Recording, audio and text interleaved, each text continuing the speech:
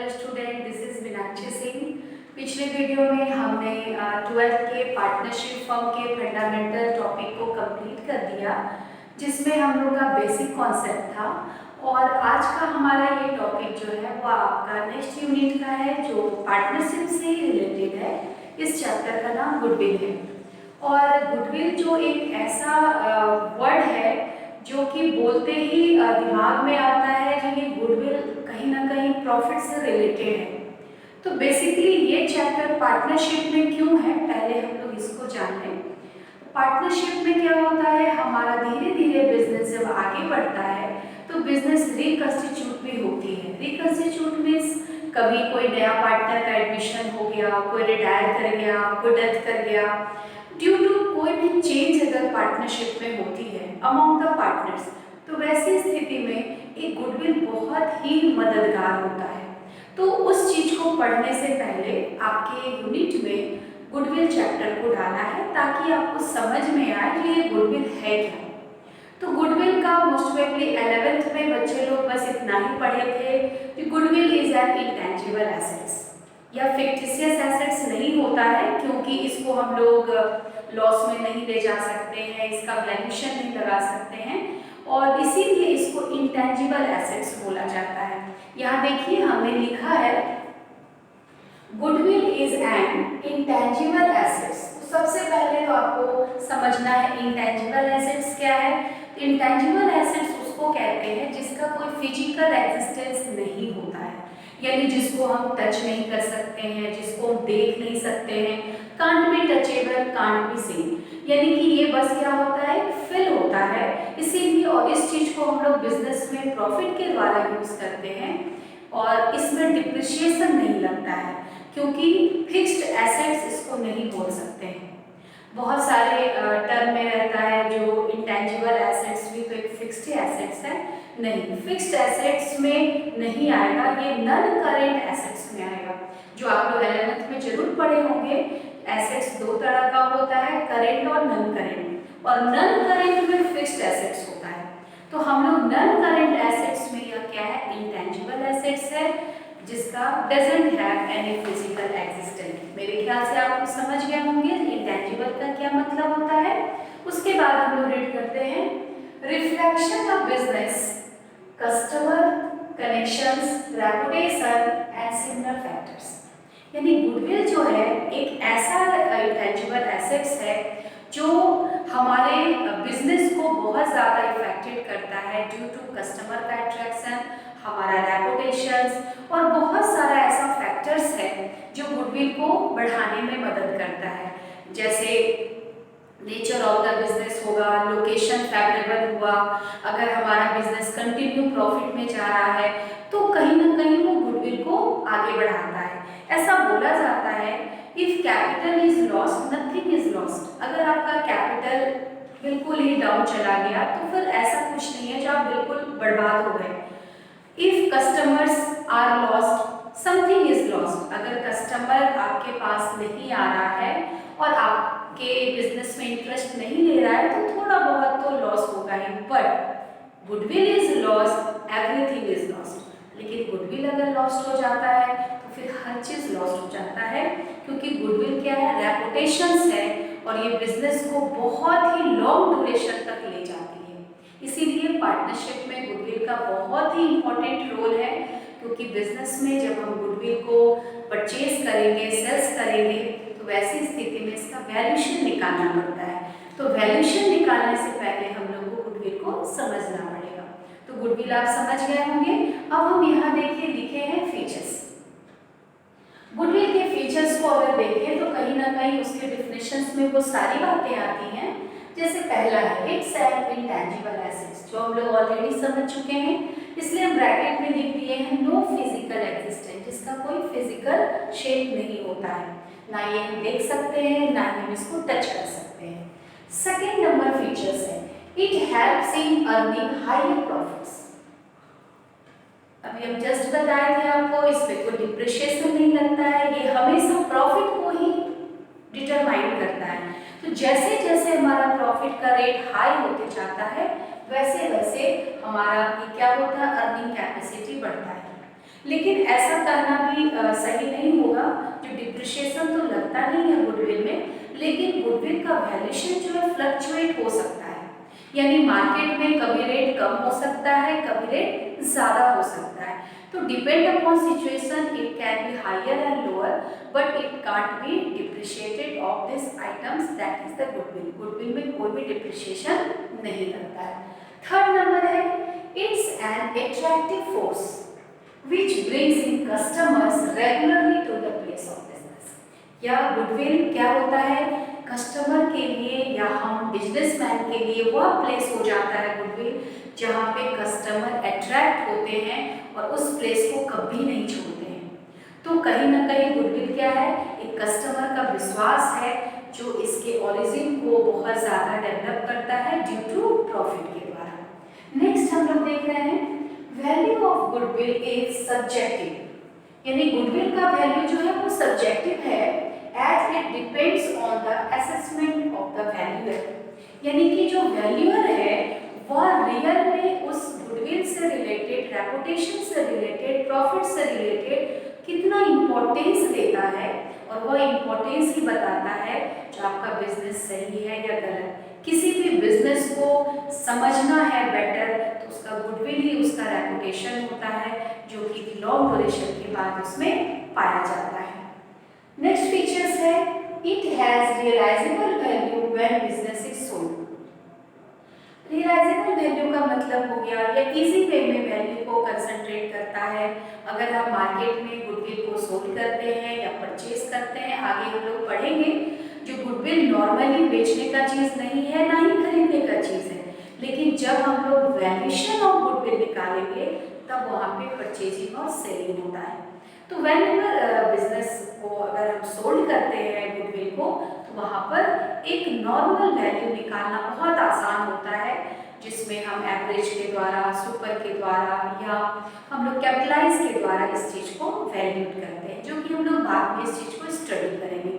तो अगर देखा जाए ओवरव्यू, तो goodwill is an intangible assets, it is the reputation of the business, it is the higher profit of the higher business, it is the long duration period of the business which can be recover the very important place for the customer।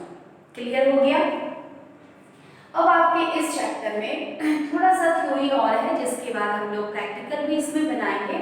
तो next topic हम बताना चाहेंगे types of goodwill के बारे में।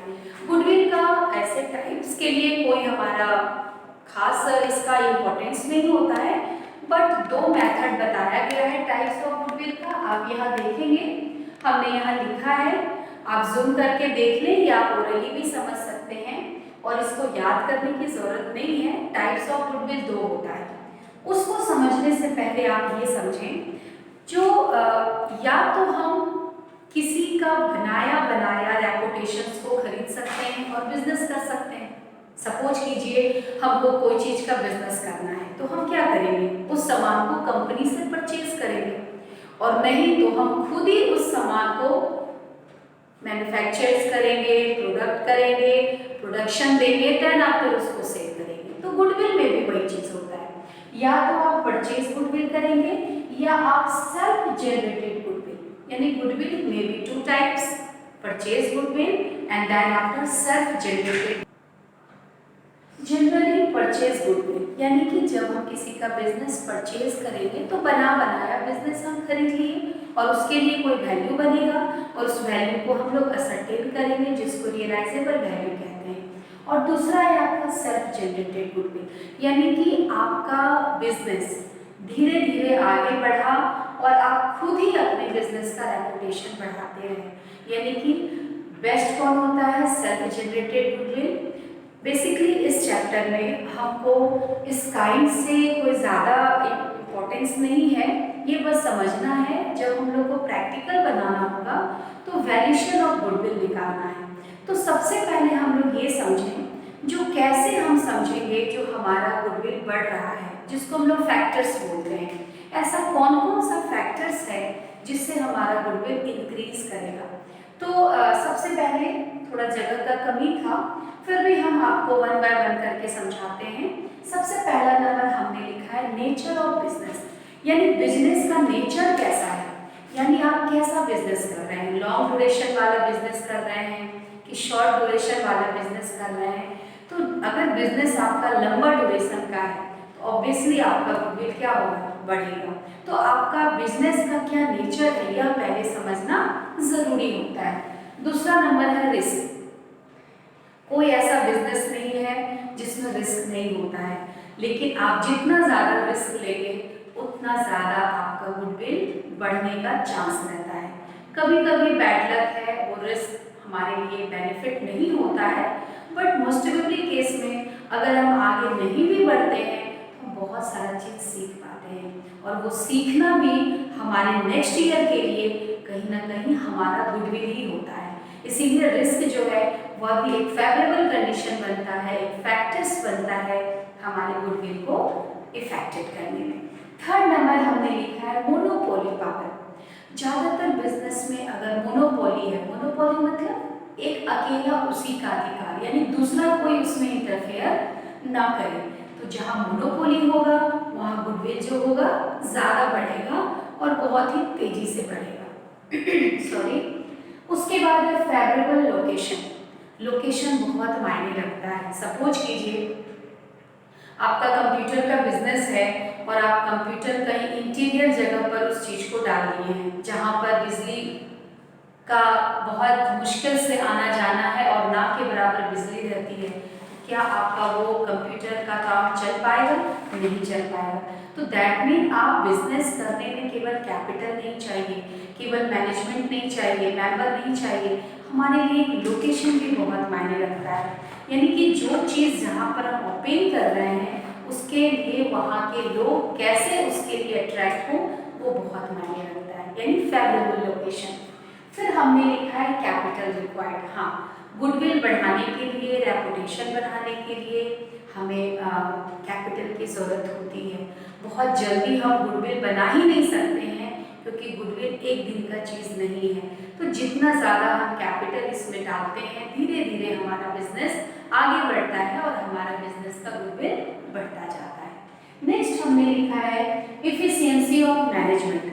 ये आप लोग को अगर कहीं भी विजिबल हो रहा है तो आप ऑलरेडी सुन करके भी इसको समझ सकते हैं।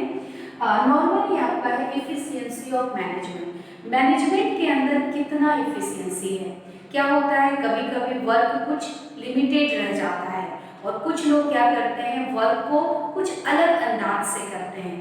हर आदमी काम एक ही तरीके से करता है, लेकिन उसी में जिसका तरीका कुछ डिफरेंट होता है वह क्या बना देता है, अपना गुडविल बनाता है। नॉर्मल सबके घर में सुबह में चाय बनता है, ब्रेकफास्ट बनता है, फिर लंच बनता है, डिनर बनता है, ये सबके घर की कहानी है। लेकिन इसी में क्या होता है कुछ नयापन आ जाता है, किसी का प्रेजेंट करने का तरीका अलग है, कोई खाने का तरीका अलग है, कोई बहुत कम से कम रिसोर्सेज का इस्तेमाल करके बहुत अच्छा प्रेजेंट बनाता है, तो ऑब्वियसली वहाँ पे क्या बोलेंगे इफिशियंसी ऑफ मैनेजमेंट।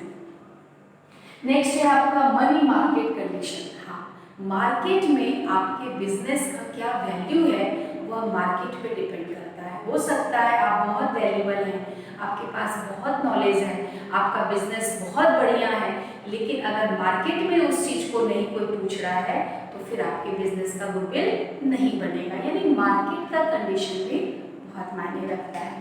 नेक्स्ट है आपका ट्रेंड ऑफ प्रॉफिट। आपके बिजनेस का जो रेशियो है वो लगातार प्रॉफिट प्राप्त कर रहा है या नहीं कर रहा है, ये भी गुडविल का फैक्टर होता है। ऐसा नहीं है जो इस साल आपको प्रॉफिट हो गया अगले साल लॉस हो गया, फिर लॉस हो गया फिर प्रॉफिट हो गया, ऐसे में हमारा गुडविल बहुत तेजी से नहीं बढ़ता है। यानी हमारा जो ट्रेंड है यानी प्रवृत्ति जो है जो बार बार होती है वो किस चीज़ की होनी चाहिए, प्रॉफिट की।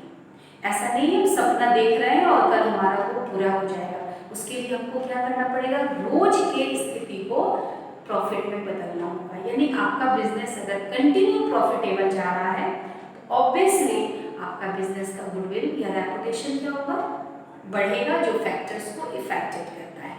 नेक्स्ट है आपका गवर्नमेंट पॉलिसी। गवर्नमेंट की भी बहुत सारी ऐसी पॉलिसी आती है जो हमारे बिजनेस को आगे बढ़ाने में मदद करता है। जैसे कभी कभी जैसे हमारा बिजनेस जा रहा है, सरकार रेट ऑफ इंटरेस्ट बढ़ा देती है, कभी कम कर देती है, कभी कुछ उसमें हम लोग को अलग से कुछ मौका ऐसा देती है जो हम लोग आराम से लोन लेकर उस काम को प्रोवाइड करेंगे। तो एक बिजनेसमैन के लिए गवर्नमेंट के पॉलिसी के कारण उस बिजनेस को चलाना बहुत आसान हो जाता है, और आसान होता है तो वहाँ गुडविल हमारा ऑटोमेटिकली बढ़ता है। ये जस्ट लाइक क्या हुआ, एक सहयोग देना हुआ, किसका, गवर्नमेंट का। और लास्ट टॉपिक है हमारा पीस इन द कंट्री। ये वो टॉपिक है जो अभी के लॉकडाउन में सबसे ज़्यादा ज़रूरी है। अगर कंट्री में, हमारे पूरे देश में अगर पीस हो, शांति हो, तो ऑब्वियसली वो बिजनेस स्मूथली चलेगी और प्रॉफिट भी स्मूथली होगा, तो ऑटोमेटिकली हमारा गुडविल भी बहुत अच्छा होगा। तो गुडविल कहीं ना कहीं हायर प्रॉफिट को बताता है, हमारे रेपुटेशन को बताता है, और एक अच्छा फील कराता है जो बिजनेस को लॉन्ग ड्यूरेशन पीरियड में कन्वर्ट करता है। तो इस वीडियो में हमने आपको थ्योरी बताना चाहा गुडविल चैप्टर का। जो गुडविल इंटेंजिबल एसेट्स है, लॉन्ग ड्यूरेशंस के कारण बनता है। इसमें बहुत सारे फैक्टर्स अफेक्टेड होते हैं, क्योंकि गुडविल एक दिन में होता नहीं है, और इसके बहुत सारे फीचर्स होते हैं।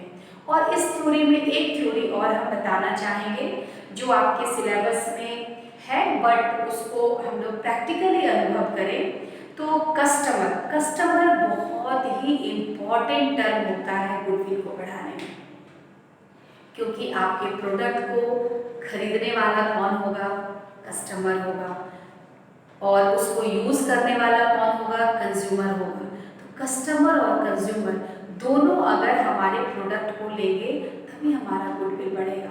तो कस्टमर का 4 नेचर आपके बुक में दिया हुआ है, आपके सिलेबस में दिया है, और वो हर इंसान के अंदर होता है। उसको हम लोग आपके बुक में जो ऑथर हैं उन्होंने बताया, जो हर इंसान के अंदर 4 वेराइटी ऑफ एनिमल्स के गुण होते हैं। तो थोड़ा सुनने में अजीब लगता है, लेकिन ये फैक्ट बात है। जिससे सबसे पहले डॉग का नाम आता है नेचर ऑफ बिजनेस में। तो डॉग का सबसे अच्छा नेचर क्या होता है, वो बहुत ज़्यादा ओबीडिएंट होता है। किसके प्रति, अपने ऑनर के प्रति। यानी वो वहीं जाएगा जहाँ ऑनर जाएगा। उसको ना दुकान से मतलब है, ना सामान से मतलब है, उसको केवल किससे प्यार होता है, अपने ऑनर से। तो अगर आपके बिजनेस में कोई ऐसा कस्टमर है जो केवल आपसे इफेक्टेड है, तो 100% आपका गुडविल क्या होगा, बढ़ेगा। यानी डॉग का नेचर का भी कस्टमर होना बहुत ज़रूरी है। दूसरा नेचर है कैट, यानी बिल्ली। बिल्ली का नेचर बिल्कुल डिफरेंट होता है डॉग से।